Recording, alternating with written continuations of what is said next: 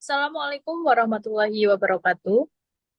Perkenalkan, kami dari kelompok 5 yang beranggotakan saya, Nafa Fadila, kemudian yang kedua ada Lailatul Fadila, yang ketiga ada Alfi Oktaviana Dewi, dan yang keempat ada Ivana Siti Etiana. Di sini kami akan mempresentasikan hasil analisis SWOT mengenai video pembelajaran Google Classroom yang linknya sudah tertera pada layar. Yang pertama, ada teknologi dan media. Teknologi dan media yang digunakan merupakan teknologi dalam bentuk media audiovisual dan memanfaatkan platform Google Classroom. Yang kedua, ada strength atau kekuatan. Satu, integrasi yang kuat. Artinya, terintegrasi dengan Google Workspace memudahkan akses ke alat Google Drive, Doc, dan Sheet. Yang kedua, kemudahan penggunaan. Antarmuka yang intuitif dan mudah digunakan oleh siswa dan guru. Yang ketiga, fitur kolaborasi, mendukung kolaborasi real-time dan komunikasi yang efektif antara guru dan siswa. Yang keempat, akses dari berbagai perangkat. Dapat diakses melalui perangkat mobile dan desktop, memudahkan fleksibilitas belajar. Kemudian selanjutnya akan disampaikan oleh teman saya. Oke, yang kedua mengenai weakness atau kelemahan. Kelemahan yang pertama ada keterbatasan fitur, di mana fitur manajemen kelas dan penilaian yang terbatas dibandingkan dengan LMS lain. Kemudian kelemahan yang kedua ada keterbatasan integrasi. Integrasi yang lebih buruk dengan sistem non-Google. Yang ketiga ada masalah offline, bergantung pada koneksi internet yang dapat menjadi masalah di area dengan akses internet yang buruk.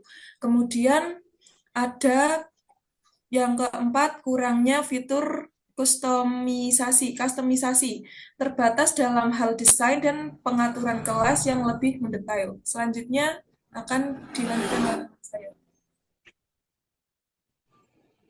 Baik, untuk selanjutnya itu ada opportunities atau peluang. Jadi, peluang yang pertama itu adalah perluasan fitur, di mana Google bisa lebih meningkatkan classroom dengan menambahkan fitur canggih seperti rubrik penilaian yang dapat disesuaikan, kemudian analitik mendalam, dan integrasi dengan alat dan platform pendidikan lainnya. Yang kedua itu pengembangan profesional dan dukungan, di mana menawarkan pelatihan dan sumber daya dukungan yang lebih komprehensif bagi guru dan administrator dapat meningkatkan pengalaman pengguna dan tingkat adopsi. Yang ketiga itu ada ekspansi global, ada potensi bagi Google Classroom untuk memperluas jangkauannya ke pasar internasional dengan menyesuaikan dengan standar pendidikan dan bahasa yang berbeda. Selanjutnya ada kemitraan, bekerja sama dengan penyedia teknologi pendidikan lainnya dapat menciptakan sinergi yang meningkatkan fungsionalitas dan daya tarik dari Google Classroom sendiri. Selanjutnya akan disampaikan oleh teman saya, Alfi Oktaviana. Oke, selanjutnya ada threats atau ancaman. Itu ada satu, pasar yang kompetitif.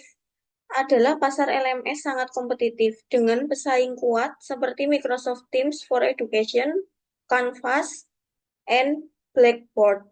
Pesaing-pesaing ini mungkin menawarkan fitur yang kurang tersedia di Google Classroom. Yang kedua ada tantangan regulasi.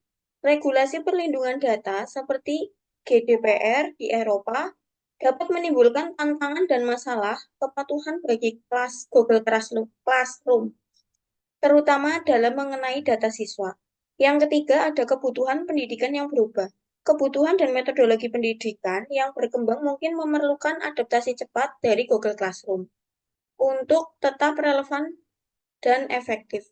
Yang keempat ada masalah teknis. Ketergantungan pada konektivitas internet dan potensi masalah teknis dapat mempengaruhi pengalaman pengguna dan aksesibilitas platform. Kemudian analisis SWOT ini memberikan gambaran tentang kekuatan, kelemahan, peluang, dan ancaman yang dihadapi Google Classroom dan dapat membantu dalam merencanakan strategi pengembangan dan perbaikan ke depan.